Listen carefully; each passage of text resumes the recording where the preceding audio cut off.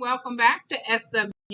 Today we're going to take a ring blank, and this is one of the ones. I'm sorry, I'm going to say a frame for y'all. This is one of the ones I got from Temu. You can also. We're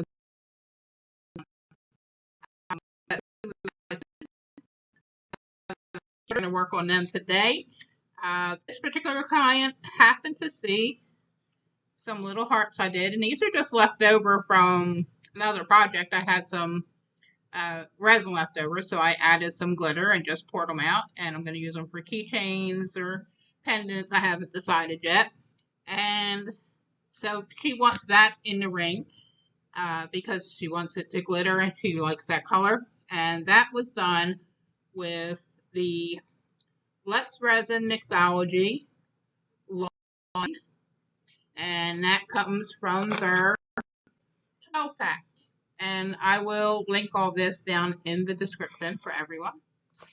And I'm going to be using the J Dixon new formula UV resin. I like J Dixon. I find it not to be sticky.